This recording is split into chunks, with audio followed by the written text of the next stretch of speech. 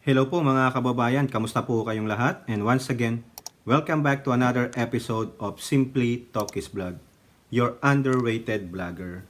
So ang pag-uusapan natin mga kababayan ay ito pong nakakalungkot at ang sinasabi ni VP Sara Tammy Duterte na uncomfortable truth sa Philippine education. No? Ano po ba yan? No, ito pong tinatawag nilang PISA. No? At ganun din po, may nananawagan na siya na ay mag-quit bilang DepEd Secretary sa dalawang reason. However, nakakita po siya ng kakampi, no? At dinidepensa po siya. So bago po ang lahat, i-flex po natin yung Haya Nature Resort. For more details, punta lang po kayo sa kanilang Facebook page. At ganun din po, tayo po ay magpapasalamat sa lahat ng ating channel members, followers, subscribers, nagla-like at nagsishare ng ating mga videos. May God bless you all. And also, i-flex natin yan si Miss Carclea. Nagla-live po yan, no? Nagko-komento, nagre-reaction, at nagbibigay ng opinion sa mga balitang politika sa ating bansa. 7:30 p.m. Pacific Standard Time from Sunday to Friday. Check your local listing na lang po, no? Local listing, local time. So dito po, unahin natin itong very saddening and uncomfortable truth na meron tayo sa ating Philippine education. This is particularly at nung mga edad na 15 years old. Kasi ito po yung tinitest dito sa PISA. P-I-S-A. Ano po ba yan? Program for International Student Assessment. Nag-join po tayo dyan, I believe, 2016 or 2017. And we have the first assessment result in 2018, bagsak po tayo. Ito po, tinitest po ang tatlong kategorya dyan. Tinitest po ang kaalaman ng ating mga mag-aaral na 15 years old sa mathematics, reading, science, at nung pinuntahan ko po ang website na ito, optional po ang finance. So therefore sa atin, ang sinasalihan natin ay itong tatlong major category na mathematics, reading, and science. Noong 2018, bagsak po tayo dyan. We are on the bottom. Tapos, nag-exam ulit ang mga bata ng 2021. Ito po yung kasagsagan ng pandemic. 2021, your VP Sara Tammy Duterte is not yet as DepEd Secretary. Lumabas ang result for 2021 and we are bagsak. Ganon pa rin po, naging mas worse pa noong 2018. Look at this quote card na yan, ha? Courtesy of Impact Leadership. Thank you po, no? Yan. The uncomfortable, saddening truth in our Philippine education. Ang baba po. Rank 75 tayo out of 80 sa mathematics. Rank 75 out of 80 in reading. Ibig sabihin, maraming hindi nakakabasa, hindi naintindihan yung binabasa. Rank 78 out of 80 kasi 80 participants in science. Bakit po naging ganyan ang ating educational system? Bakit ganito ang achievement ng mga bata ngayon? No, considering sabi nila because of pandemic, di po ba? Ano po ang masasabi diyan ng inyong VP Sara Duterte, no? And also, ini-expect kasi nila ito. Nagbigay na po ng paunang pahayag diyan ang inyong VP Sara Duterte when he was in the budget hearing doon sa Senado ng DepEd. Even Pia Cayetano, the sponsor ng budget na yon, ito po ang sinabi. We are all parents who want to protect our children. Kasi ginib up po ni Tammy yung kanyang confidential fund para sa DepEd. Ang seguridad ng mga bata ay seguridad ng kinabukasan ng ating bayan. Nonetheless, DepEd will no longer pursue confidential funds. However, ito po yung kanilang request. We humbly request that the funds be realigned to the National Learning Recovery Program because We do not expect good scores for the 2022 PISA result coming out this December. So, yung nauna kong pinakita sa inyong quote card, ayun na nga po. Kumbaga dito, pinauna na nila Pia Cayetano, no, ang resulta nitong PISA, no? Yung Program for International Student Assessment. So, alam na nila na it will be much worse nung 2018, which is true. 75 out of 80, 75 out of 80, mathematics and reading respectively. And then 78. Bottom 3 tayo sa science. Di ba nakakahiya po yan? Ay sinasabi lang, tatalino ng Pinoy. Ang age group niyan, 15 years old. So, ano nangyari? Di ba? Aside sa pandemic, ganun na lang yan. So at least nagbigay po sila ng advance na paalala para sa PISA. So nung lumabas yung result na yan, ito po ang sinabi ng inyong VP Sara Tammy Duterte. The PISA results may be bare uncomfortable truth. Correct. That's very uncomfortable and saddening. And sabi nga ni Lenlen, nakakabahala. It has shown that a significant majority of our boys and girls fall below the proficiency level required for full participation in society and contributing to nation building. The PISA results are not merely a reflection of our education system. It is a mirror reflecting our collective efforts, investments, and more importantly, our commitment to education and the future we envision for our children. Okay, so iyan, isa sa mga example kung saan nafi-fail natin ang ating mga kabataan. There are so many factors no? Probably, one factor is sinasabi natin na hindi maganda ang ating educational system. The teachers and also the students are being pressured to learn more, no? Tama ba na nagkaroon tayo ng K-12? Ibalik na lang ba yan dati sa K-10? No, it's at least hindi mapipressure ang bata na madagdagan pa ng 2 years sa pag-aaral. So, ang laking difference, no? Yung panahon namin, from kinder, 1 to 6, and then high school, 4 years. Sabihin nyo na 11 years. Kasi yung kinder, 1 year din, di po ba? Tapos dadagdagan mo ng middle school na 2 years. It's a lot pressure. And also the quality of the educators. Yung bang mga teachers, talagang may karapatan maging teacher. Hindi ba nahahaluan ng mga politika? Kasi nga dyan, di ba? Meron dyan mga teacher na sinasama ang mga estudyante sa pagrarally. No? Huwag niyo pong politikahin ang pag-aaral ng mga bata. Kung gusto nyo, kayo na dyan sa tertiary level. Do not include the secondary and the elementary. Di po ba? Yan. Lalong nakakagigil ito. Nakakabahala. Very uncomfortable and disturbing, no? So, ang tanong natin, wala bang ginawa ang previous administration, lalong-lalo na ang DepEd Secretary Briones? Di ba? Kasi panahon pa yan ni Briones, 2021. Di po ba? Ngayon, sa ating pong pagsasaliksik, bibigyan ko lang po kayo ng mga konting article, no, na news na po yan. Dito po sa Manila Bulletin, February 9, 2020, article nila. Gatchalian, curriculum reform needed for better PISA result. Di ba? Kasi po, itong bagay na ito, kaya nasabi yan ni Gatchalian, kasi nakita niya na yung 2018.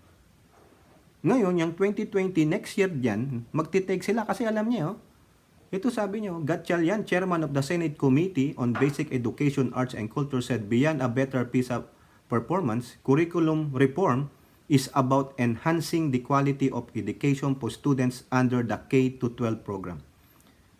Nung tinanong daw siya kung makikita niya na magiging maganda ang performance ng mga estudyante sa PISA for 2021, anong sabi niya? No better was how Gatchalian sees the Philippines' performance in the forthcoming PISA 2021. if no significant reforms are implemented in the K-12 pro curriculum. O di ba nga highly contested yung K-12 na yan? Napakagulo. Minadali po yan. Walang matagal na pag-aaral kung suitable sa ating bansa at sa ating mga mag-aaral na mag-take pa ng K-12. Di po ba? O ayan. Yan po ang sinabi ni Gatchalian. Naporso niya. Nakita niya base na rin sa datos na nababasa niya. O eto pa. Sundan natin yan. February 9 yun, di ba? February 13, article ng Rappler, your favorite news media. Gatchalian, better for Philippines to join PISA in 2024 than in 2021. Ayan. Pero nag-join na tayo kasi nag-take na tayo ng 2018. Di po ba? Eto, yun lang naman yung suggestion niya. Kasi nga, tingnan nyo, sabi niya, hindi ko nakikita na gaganda ang resulta kung tayo'y mag-join ng 2021. Ano nangyari? Bagsak. Di po ba? Wala. Walang nangyari diyan sa 2021. Bagsak tayo. Sabi niya, dapat na lang tayo ng 2024. Do you think it is better? Kahit na anong taon tayo mag-join at anong taon tayo mag-examine ng mga bata na 15 years old, if there's no better educational system, hindi mababago ang mga curriculum ng bata and the way the teachers teach the students, wala po. Mind you, number 1 sa buong budget kada taon ang Department of Education. Di po ba? What is the quality of education that our students are receiving through our educators? At ano naman ang nakukuhang help ng mga educators sa ating gobyerno? Number 1 sa budget ang education. Di po ba? Dapat itong si VP Sara Duterte, si Tammy, who is concurrently also the DepEd Secretary, needs to find a way. He needs a lot of help. Di ba? Next, idagdagan pa natin yung kay Gatchalian. October 22 of 2020 sa balita ng Inquirer. No study yet on poor PISA results. Gatchalian feels sorry for learners. Wala. Nakita nyo lumabas yung resulta nung 2018. Nakuha na nila. So yung sinasabi ni Gatchalian noon na better yet sumali tayo ng 2024. And sinabi niya nung February 9 and 13, yun. Na nakikita niya sa 2021, hindi rin magiging maganda. Yes, lumabas. It's much worse than 2018. Pero walang ginagawang study ang mga nakaupo sa DepEd that time. And that was 2020. Sino yun? Sila Briones. Babasahin ko lang sa inyo. I'd like to apologize that presently, we have not done any formal research in the Council as regards to the result of the PISA, but we will continuously coordinate with the DepEd to trace and find out the real reasons or the factors why we have very low PISA results. Ayan po ang sabi ni Ramby Manguera, Executive Director of the Teacher Education Council. Wala pala kayong ginawa, pero pinag-exam nyo ng 2021. So sinalang nyo ang mga bata. Hindi ready ang mga bata. Kung ano man ang dahilan, kulang sa materials, kulang sa help, Kasi pandemic, virtual. Bakit kayo pumilit na sumali? Dapat nag-wave muna kayo, nag-ask kayo sa PISA organization na we cannot do it. Ganon, baka inisip nyo ma-penalize kayo? It's better to penalize yourself than to embarrass our country. Now, we are embarrassed, mga kababayan. Biruin nyo, sinasabi nating napakatalino nating mga Pilipino, pagdating naman dyan sa mathematics sa ating mga mag-aaral na 15 years old, we are on the bottom fifth. Reading, we are on the bottom fifth. Science, we are on the bottom third. Di ba nakakahiya? I rather take the penalty than to isalang-alang ko yung aking mga kabataan. Di ba? O ngayon, sinong nabiblame dyan, mga kababayan? Di ba? Eto. Ang biniblame, siyempre, si Sara Duterte. Tingnan natin ito, mga kababayan, Kasi dito po sa ulat ng Manila Bulletin, ito pong dilawan na ito na dating OBP spokesperson, si Barry Gutierrez, ayan po sa article ng Manila Bulletin.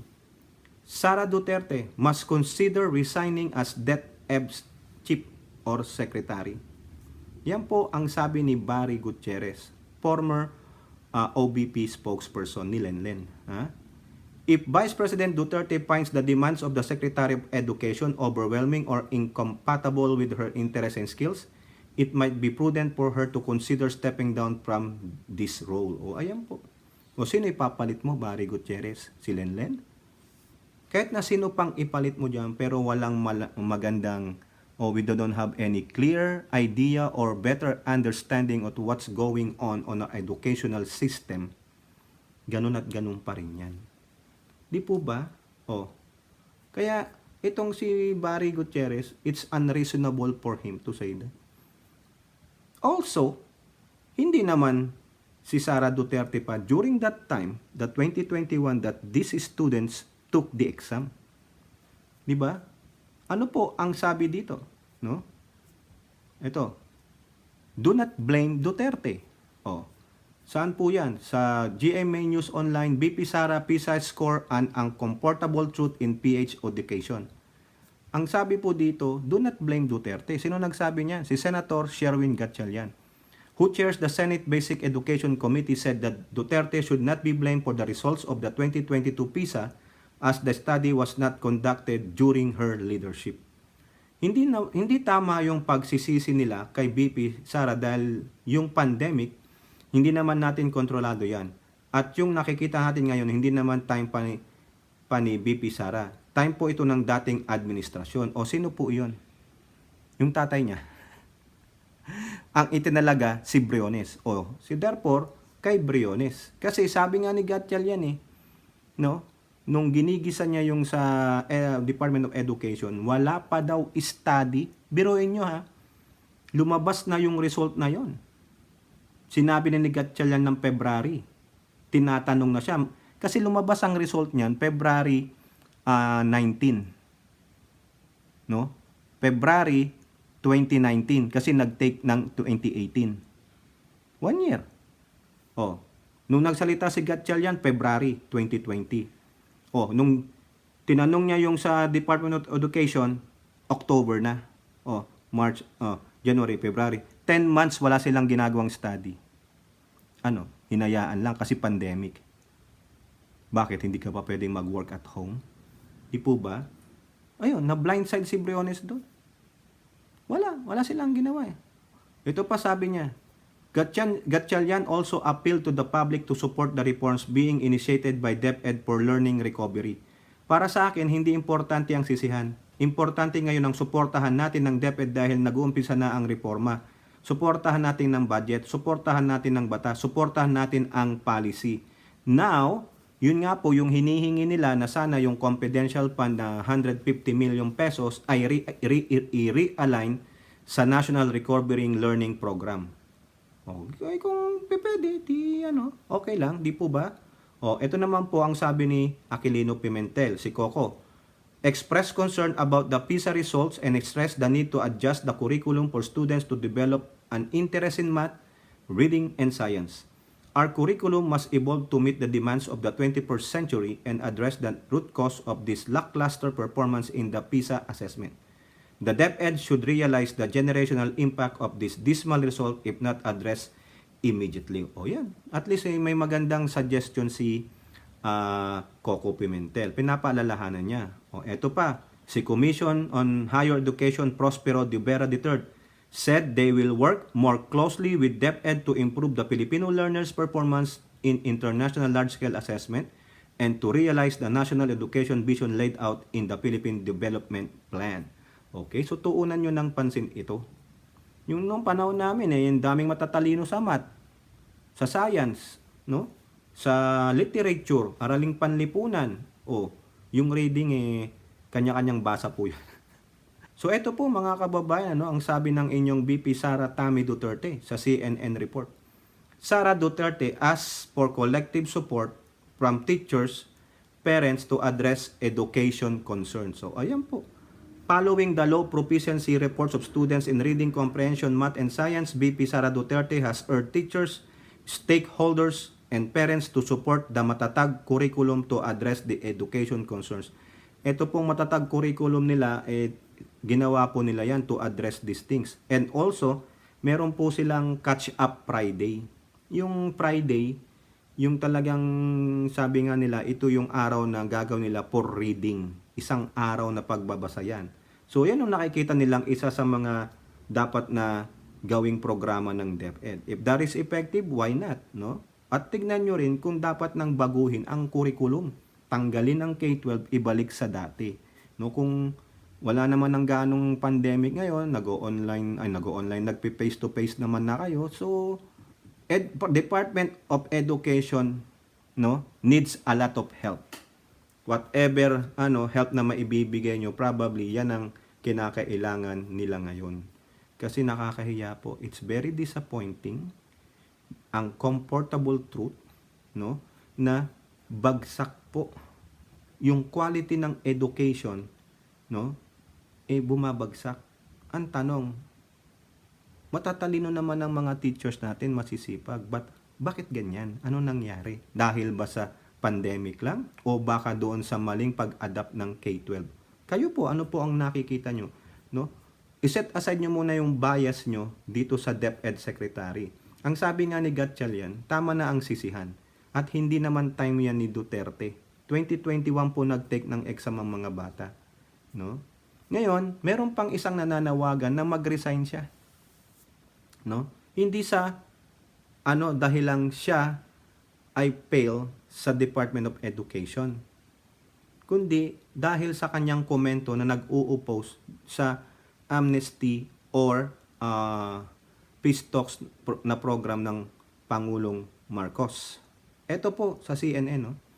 De Lima to VP Duterte, quit as DepEd chief if you'll keep opposing Marcos decision. O ayan, iba naman po ang punto ni De Lima. Di ba sabi ko sa inyo kanina, dalawang reason bakit siya pinagre-resign sa DepEd. Dahil daw sa palpak siya, hindi niya kaya, or itong ino-oppose niya si Ninong PBBM. So si De Lima yan, ngangaw-ngaw ito, no? Feeling na naman niya, superior na naman si De Lima, back to old habit po, mga kababayan. Ginawa pa tong spokesperson ng LP, no? At nangangarap na bumalik sa Senado sa 2025. Kayo po, ibabalik nyo ba ito? Hindi na, di ba? Former Senator Leila De Lima Monday urged Vice President Duterte to step down as Education Secretary after she disagreed with the government's move to pardon rebels and revive peace talks with the communist group. Quote, peace talks is not within the core competence of her portfolio as DepEd.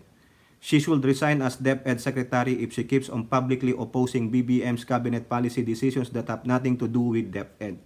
O, ayan daw po, no? So, yan lang ang take ni De Lima. O, mag-resign ka na lang daw po, step down ka na lang daw po, VP Sara Duterte. However, tulad ng sinabi ko rin ulit sa inyo kanina, nakakita po siya ng kakampi. O, sino yon? Ito po sa Politico News. Dream on! Amy Marcos rejects call for Sara Duterte's cabinet resignation. May tagapagtanggol siya, ang kanyang number one, Beshi. Yung kanyang man's best friend. Okay? Senator Amy Marcos has scooped at calls for Vice President Sara Duterte to resign as Education Secretary after she openly opposed the resumption of peace talks with the NDF and grant amnesty to former rebels. Quote, dream on, Marcos said Wednesday in response to the call of Liberal Party spokesperson De Lima. Sinoplak po ni ate ng bayan ninyo si Junel. Ay, hindi, si De Lima pala. Diba? Marcos, who had been vocal about her support for the VP, said the Politico can remain the administration ally despite differences in opinion on certain issues. Pwede ka naman maging manatiling kaalyado kahit hindi kayo mag-agree sa bawat issue. Mas maganda ngayon kasi talagang nadidiskusyon ang lahat and always view at being respected and honored. O, ayan po, di po ba? So, syempre, best friend sila bestie sila no? Loyal na friend si Amy Marcos. One true friend is worthy more than 1,000 relatives. So, ayun po yung kanyang panuntunan. Kaya kinakalaban niya rin ang kanyang kapatid, di po ba? O, yan po, no, mga kababayan. Very disappointing, no? Ulitin natin, uncomfortable na malaman na yung resulta ng 2021 PISA, no, yung assessment, yung Program for International Student Assessment, ang layo po natin. Nandun po tayo sa pinakadulo, pang-5 sa dulo sa reading and math, pangatlo sa dulo sa sciences, no. Naging much worse pa yata nung 2018. So, hindi naman daw po dapat sisihin ang inyong VP Sara Tammy Duterte kasi hindi niya pa-time yon. Now, may mga program sila tulad ng matatag curriculum, yung Catch Up Friday sa reading. Sana, gumana po yan. No? Isa siguro sa mga programa nila para ma-uplift ito kasi tiyak magtitake na naman tayo ng exam yan. No? Sa, I believe, 2024. Kasi every 3 years po ang examen yan. And then you will receive your result a year after, December of 2025. So hopefully, next year na yun na. Ay, nako, BP Sara, sana umangat ka naman ng konti. Nako, pag lalong naging worse, wala. No? So kayo po mga kababayan, ano po ang dapat na solusyon, no? O any recommendation na maaano nyo? Hindi yung paalisin natin, pabababain natin si BP Sara Duterte. Give her a chance. No? Sa 2025, pag nakita nating bagsak pa rin, naging worse pa, and then probably we can say, you cannot do it. No? Pero kung umangat ng konti, therefore successful yung programang ginawa niya, then we can fully, yung suportahan pa natin sila ng suportahan. Pero this time, give natin ng support na kailangan nila lahat, no? Materials, no? Ibigay nyo lahat para sa ibigay nyo yung pangangailangan ng teachers para lalo silang makapagturo ng maayos sa mga kabataan. Give them the tools. Sa tools na yan, mai-improve ang learning and the desire to always learn. Masisipag naman ang Pinoy at matatalino, no? Pangalandakan natin, patunayan natin na may mauutak, matatalino ang mga Pilipino.